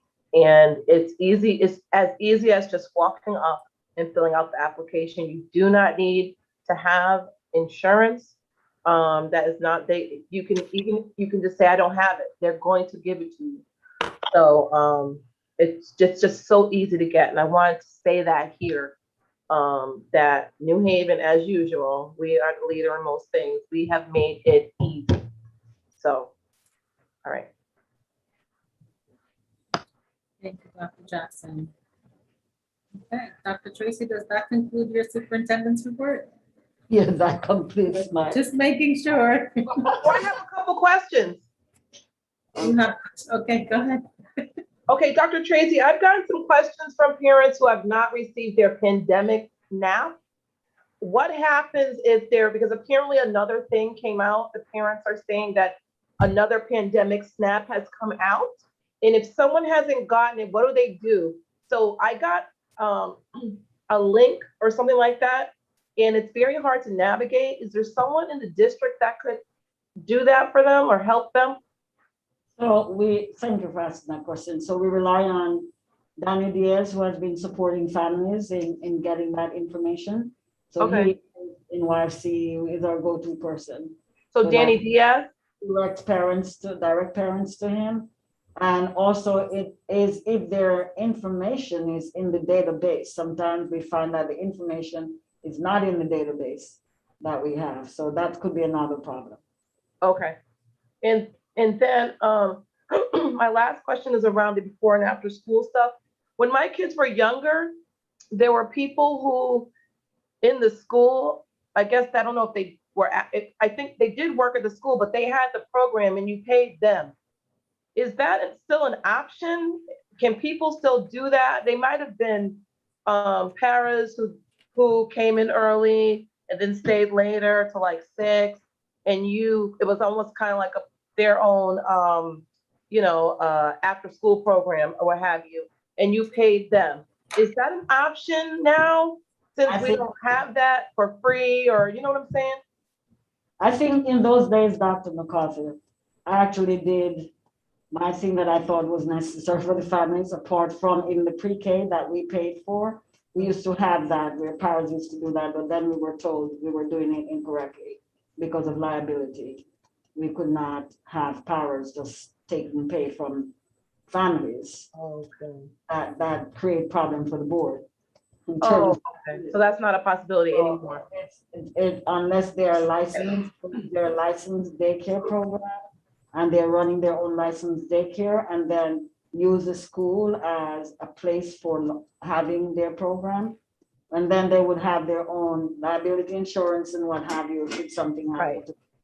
And it's not a detriment to the school board. So then would that be an option? I'm just trying to throw this out there because I know a lot of people, I'm lucky to be out of that realm of needing that, as my kids get older.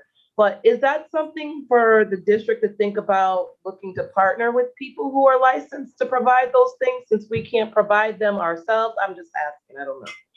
Yeah, that's something we could look into. Anything on the table, we could look into to support our family. And I know some families thought that because we get the ESSER grant, we should provide those, but it's not a part of the ESSER grant. We cannot go outside the parameters of the grant to do those things.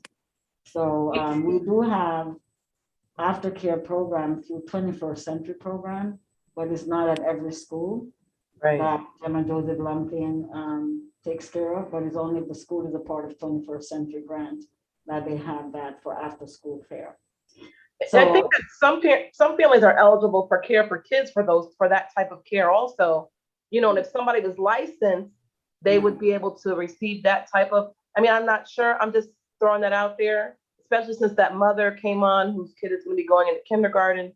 We have a school that I know of right now that there's a teacher who runs the early program and for students, but she is also a licensed daycare provider. So she took that on under her own license and not a liability to the school district.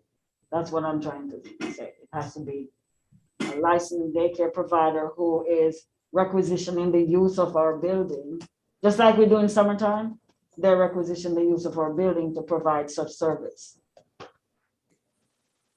You have to be licensed and show insurance.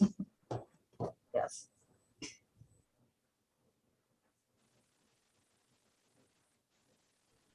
Seeing no further discussion, the students are not here, so we will, Mishai Rahman is still here. Do you have a student's report, Ms. Rahman? Well, Anthony wanted me to tell you guys that we did reach out to, hold on, let me read it. New Haven students regarding climate justices in school. And they basically, the climate change people, they basically explained to us how they were feeling. And I guess they want like a better relationship with the board so that they can talk about their plans and the funding that's going around in our schools, because they want to know where a lot of the money is going.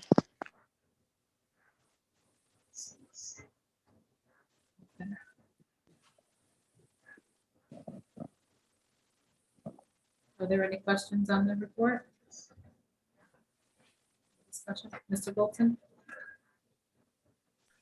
We're hearing every day about climate change and how it's affecting our everyday lives. I would love if there is a meeting that the students would like to set up. I would love an invitation to attend.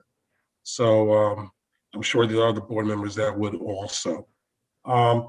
When you say where is the money, is there a particular? Are you talking about the ESSER money? Are you talking about something else? Is there a particular pot of money that they're looking at? And is there any specific activity that they want to do? So I remember last year, there was some sort of small grant that was given to a student climate group here to hire some students and an advisor to do some work. I can't remember all the details around it. And I'm wondering if that's still going on. Ms. Velazquez? Yes. Good evening.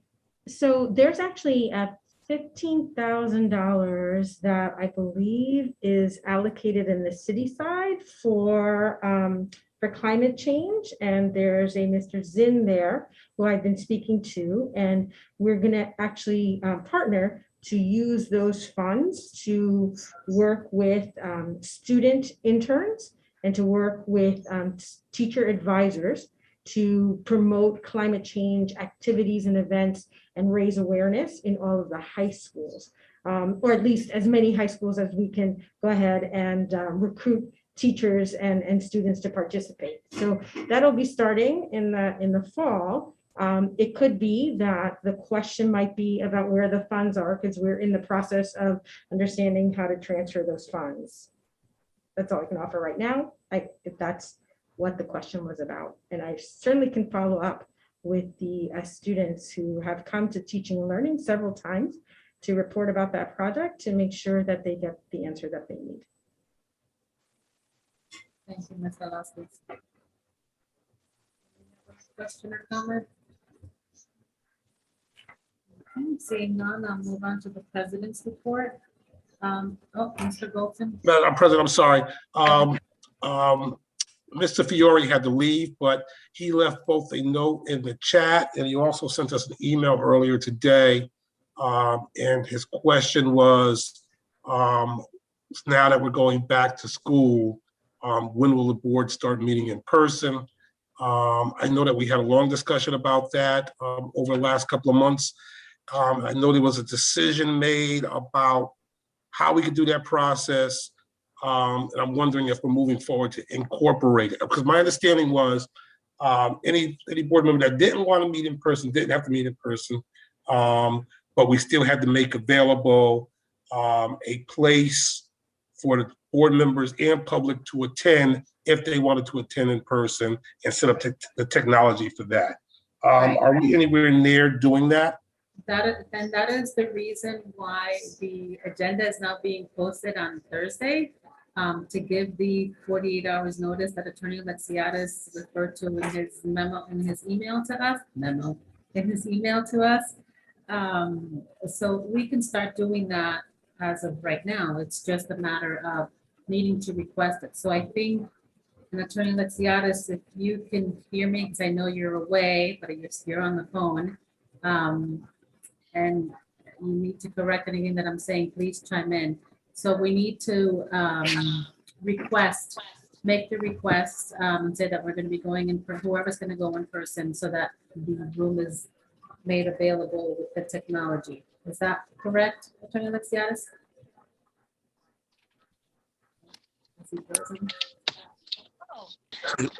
Yes, you may continue to meet 100% remote unless someone demands an in-person meeting, but you must provide, if you meet in person, you must provide an opportunity for any board member that wishes to participate remotely to do so. So it's a question of whether the school board has the technological capabilities of doing that. I don't know the answer to that question. I want to make sure I understand. So you're saying if anyone requests an in-person meeting, then we have to set it up so that someone could attend in person. Is that correct? Yeah. Yes. And when you say anyone, do you mean board member, public, or either or? Well, I think it's public, but the board members don't have any less rights than a member of the public. Right, but so you're saying either a public member could request it or a board member could request it? Yeah. Okay, thank you. Thank you, Mr. Wilson. Dr. Jackson?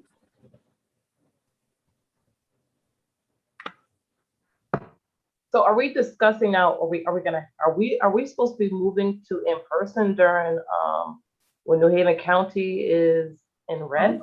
Only if you want to go in person. Oh, okay. We can do one or the other or both. Okay. Depending on what you personally want to do. We just have to make it available. Just let us know if that's what you want to do.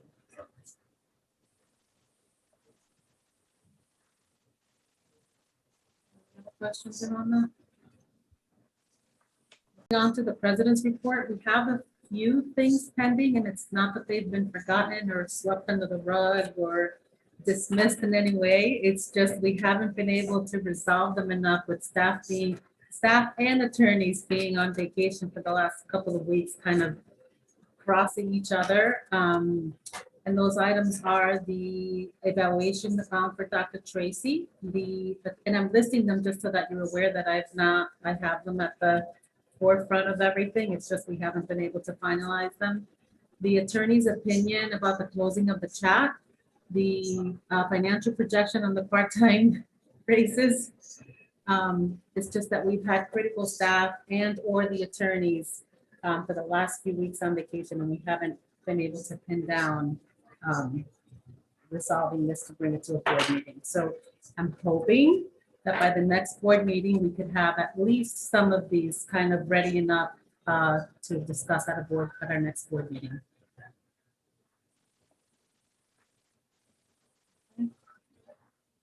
Head Start report, Mr. Wilcox. Head Start report's going to be extremely brief because we haven't met, but I do want to remind the board that we're in the enrollment drive. There are spaces available in the Head Start program, and there are people to help sign people up. So please encourage anybody who is looking for a place for their child. I believe there's also places available in the school readiness program as well. So preschool, it's a beautiful thing. Research shows it works, gets a kid to a real head start. So our next meeting of that committee is Thursday, August 19th at 5 p.m.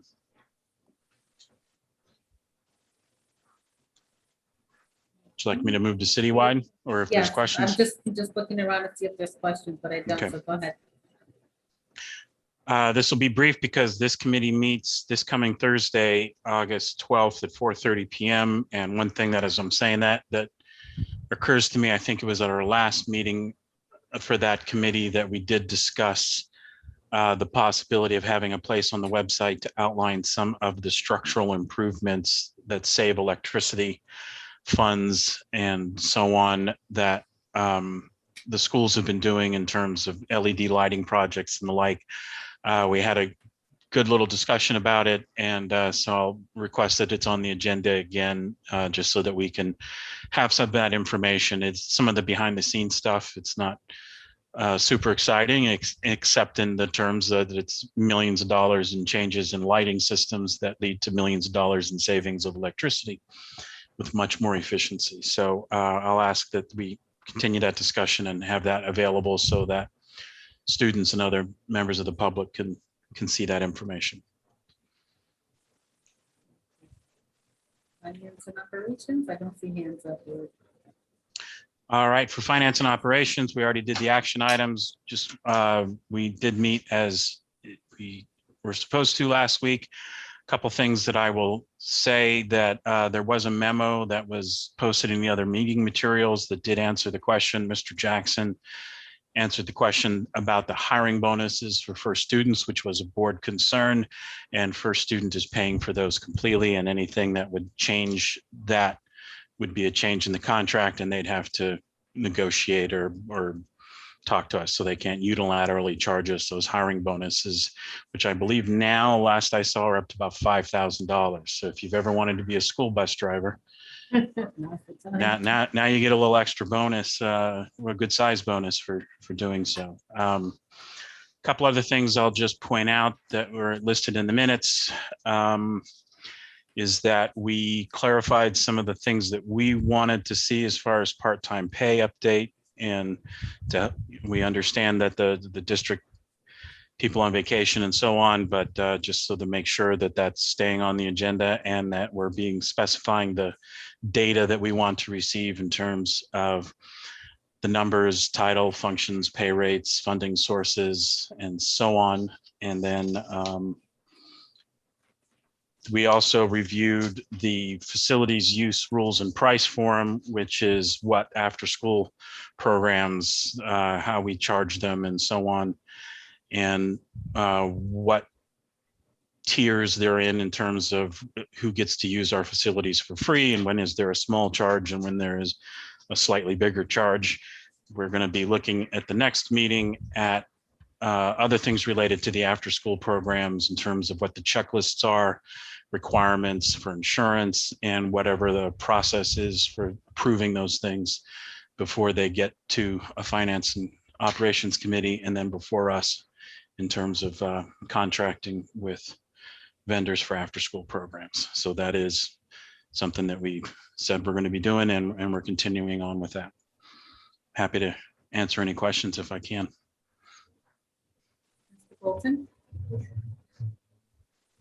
Thank you, Madam President. I'll start with the last thing you brought up, Mr. Wilcox, the after-school tiering report that you talked about. Is that available on the website anywhere? Yeah, so it's available in the Finance and Operations Committee slot for the other meeting materials. I'll have to clarify next week where it's available on the website.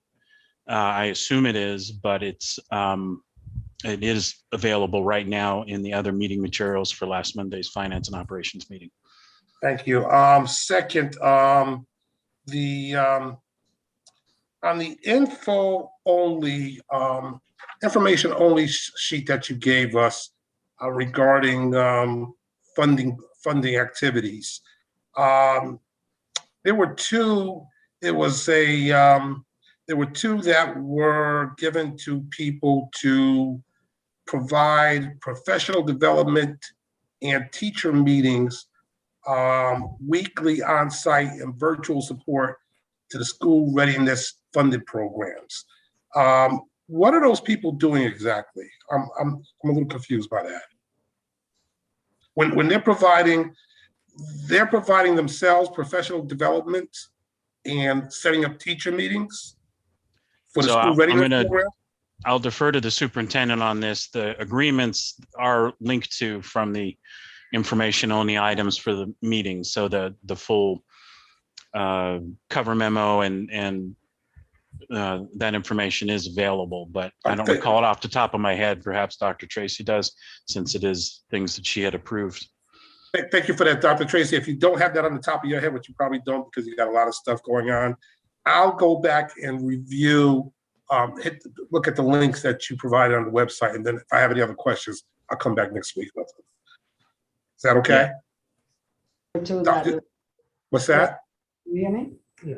The readiness program, we're just fiduciary for the funds that come into the readiness program. The Board of Ed acts as fiduciary for the funds. So it's just a pass through. The pass through for the readiness. Somebody else makes that decision. We just pass it through to. So there's what's her name? The close. That's Sue. Yes. Sue is a manager of that program, and many times I know that they use staff that actually know about what needs to happen. They use those to provide workshops. So they may have lead staff members that provide workshop for the other teachers. Are these staff people or are these contractors? Because I've seen that name. I've seen one of those things before. Sometimes they use contractors, depending on how their grant was written. Well, I'll look at the documentation, then I'll come back next week if I have any other questions. And my last question around this is the ESSER grants. Is there a way for us to get a monthly reporting on what we're spending and what we're spending it on, how much we're spending and what we're spending it on in relations and relative to the ESSER grant? I mean, the reason why I'm asking that is I'm a veteran of the TIF grant, and there was a lot of, and we didn't really kind of track that until the very end of it. We started getting worried because we were going over a cliff with all these teachers that were being funded and all these stipends and so on. So is there a way that we could get I know we don't have a CFO on that. So I'll understand if it takes a little time to set that up, but can we eventually start getting some monthly reports on exactly how that grant's being spent? So certainly, remember, this is different from the what you call it, the TIF grant. This is managed also. Everything that we do go through the State Department of Education. So there's another aspect of management. So we have to give monthly updates, monthly reports as to what is going on with these grants. I'm pretty sure, just like we do with the special fund, it's special funds. So just Right. like we give special funds update, I'm sure it will be there as soon as we set up. Because the ARP ESSER we just applied for, we're not getting that yet. That's So- application is up there. So can we start off with maybe getting a copy of those reports that go to the state? At least that'll give us a good idea of what we might want to see in a report to us, or it might just provide all the information we want to see. Is it possible for us to get those monthly reports? So one of the things, I'm not sure whether or not we had shared with the board a copy of I think you got a copy of the grant, did you not? At least ESSER 2 and ESSER 1? I know we get abstracts. I'm not quite sure if we get a full grant. Yeah, it was a full, so the abstract and the grant would tell us the full details as to what aspect the funding are spent on.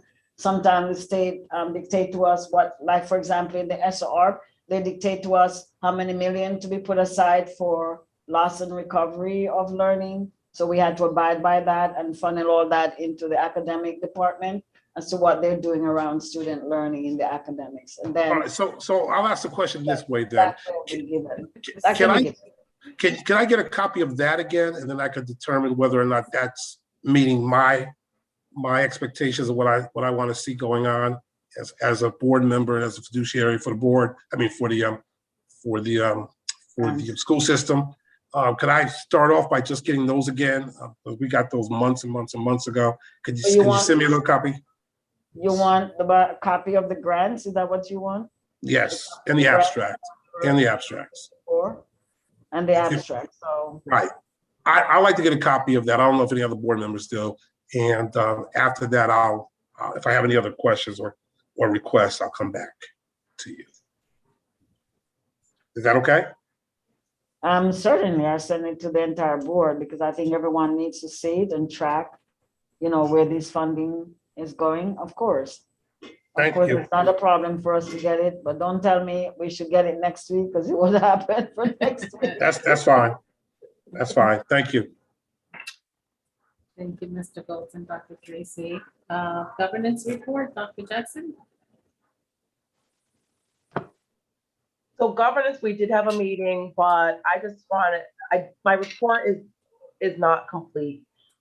Just for transparency's sake, during my meeting, my son had an anaphylactic allergic reaction, and I had to stop my meeting and go to the hospital. But Mr. Wilcox is never in my meeting, right? But guess what? He was in my meeting that day, and he really stepped up. I don't know what the heck he did when I left. But, He adjourned.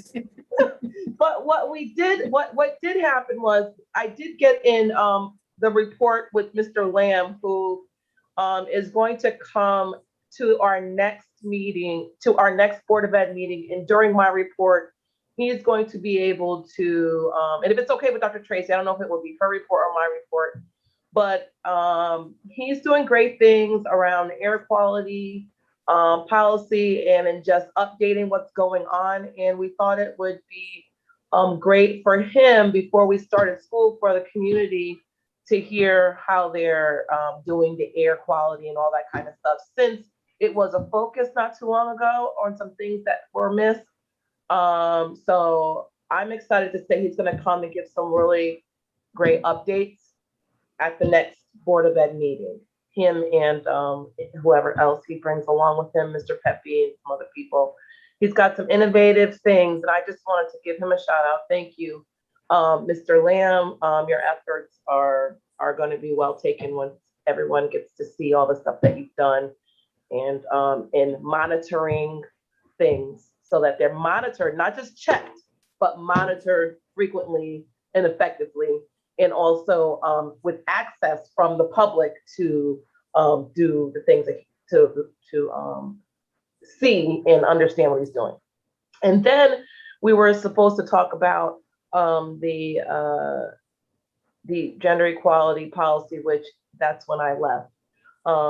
So my report is incomplete. If Mr. Wilcox wants to touch upon it, he can, but this is really not a complete report because I, as chair, was not there to finish it, and I will have a better report the next time, and along with Mr. Lamb's going to be there. So, Mr. Wilcox, not that we had anything really concrete, but you were there after I left, and I want to publicly thank you for helping me during that time. It was a scary time. My son is fine, but thank you.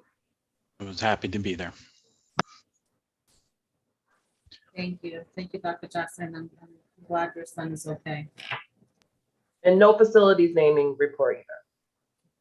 Thank you. Food Service Task Group, Mr. Conway. Yes, I just want to say that we're concluding the summer program. I think the last day is August 20th. We are still at the top of our agenda is the food allergy policy and implementation for fall of 2021. We really don't want this to fall off to get lost. Maybe we could do some communication to all staff about the food allergy policy and implementation, so everybody can know what happens with that, because that's that's very important. And the other thing that we're looking for is we want to make sure that we have staff to cover food services, because I know we had some struggles and challenges this summer. So as we open school, I just want to highlight that we need to just talk to Gail Sherry to make sure that we have enough staff to cover all the schools, because that was a concern and a challenge. The other thing that we're doing with the food service task group is we're doing the 3,000 policies. They're being updated. So those are the points that I want to hit. I also want to ask Mr. Lamb, who sits in the meeting, and Mr. Wilcox, do they have anything else they'd like to add as it relates to the food services task? Okay, that's that. And I just want to, just for the records, could we just make sure that we're separating the food service task group? That's one report. I'm sorry, that report's concluded. Okay. So let's break it up with a question from Dr. Jackson. Okay. Just, my son had never had an anaphylactic reaction before, and it just, as things would happen, I had another patient who's never had an allergic reaction before who had an anaphylactic reaction yesterday. I think what it just highlights is that you don't know when this thing is going to happen. So I'm so glad that you are working on the life-threatening allergies, and we want to make sure that the implementation piece is tight with the district, and that whatever needs to happen as far as knowing who those kids are in the schools, please make sure we know before we start, and to know that, and some kind of in-service around EpiPens with nursing, because if the kid doesn't have an EpiPen because they've never had an allergic reaction before, the schools should have them, and there are ways to make sure that there are just like stock EpiPens. You can order them, and I'm sure that that's what's happening.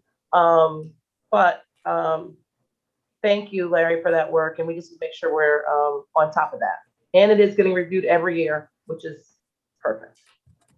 I think it should get reviewed even more than yearly as it relates to the the buildings and stuff like that. And I just want to Dr. Tracy, I want to give a plug about getting it down to the schools and just have some good communications on it. Maybe even some articles, teacher professional development on it, student professional development on it. I mean, we really need to just not let this thing, fall off to the side, and particularly what's going on. And I know there's a lot more things that are going on, but this is at the top of that food chain as well. Thank you. Thank you. Compensation Equity Committee.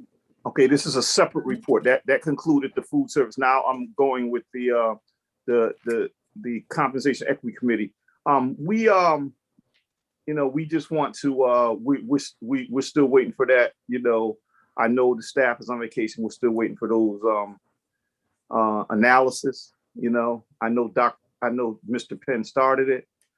We also want to keep that the agenda item on with the part-time staff, 50 cents to $1 raise. After we should have gotten the federal raise on August 1st.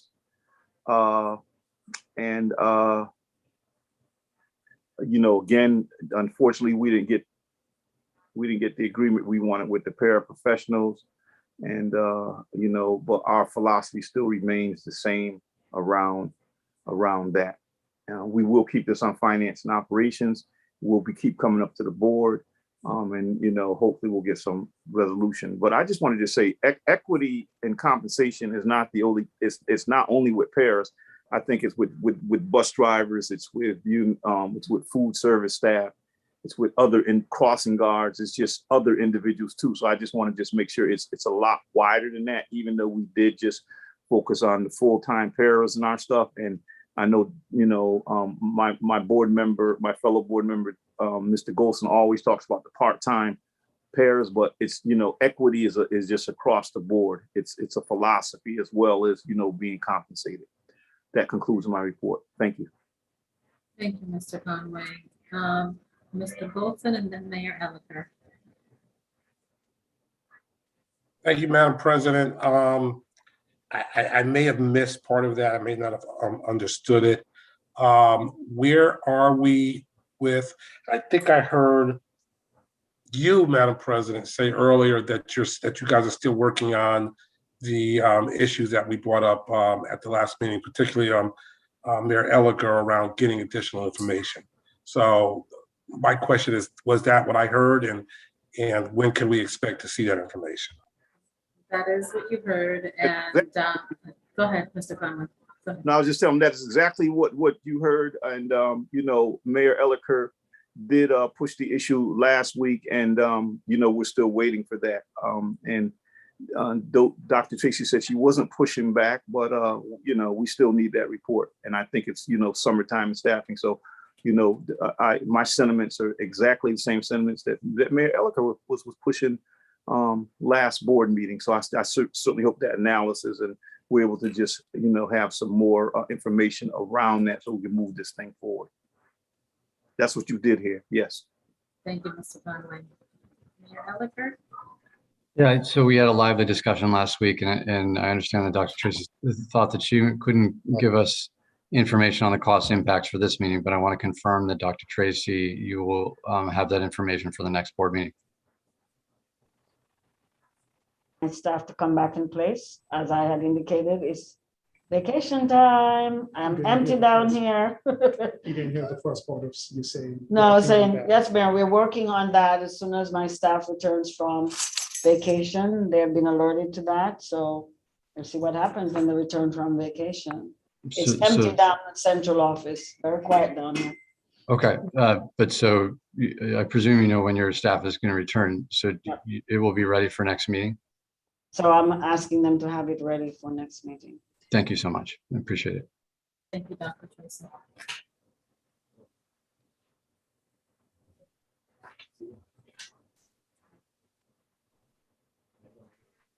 Okay, Dr. Jackson. Are we headed to the end of the meeting? I have another question, but I forgot to ask. This is the end of the meeting. Motion to adjourn. Wait.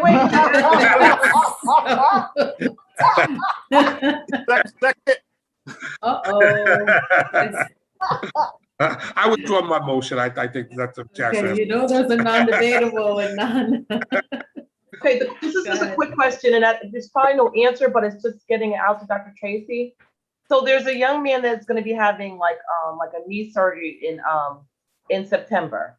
He's one of our high schoolers, and the mother had sent me a question around he's going to be non-weight bearing, so he's going to be home, and if there's going to be an option for him to remote in versus being homebound, because there's some questions around homebound and not being, it's different than than remoting in. And if that is going to be an option for someone who, is not weight bearing, but not ill where they need that little bit with what the homebound does, but the mother would like for him to remote into his classes to be synchronous. with the classes while he's non-weight bearing for whatever time. Is that an option to be synchronous remotely with your classes? So I don't think I want to attempt to answer that now, Dr. Jackson. Right, yeah. I'll meet it because that could come up in so many different situations and scenarios. So we'll meet with our staff and see where we go with those exceptional situations. Okay. And Dr. Jackson, please have the family reach out to me directly so that I can assist at the school level. Reach out to you directly? Yes, please. Yep. Okay, seeing no further questions or comments, I'll entertain a motion to So adjourn. moved. Second. Second. Okay, Dr. Jackson, Yes. Mr. Wilcox, Yes. Mr. Conaway, Yes. Mr. Wilson, Yes. Mayor Elicker, Yes. and I'm a yes as well. Good night, everyone.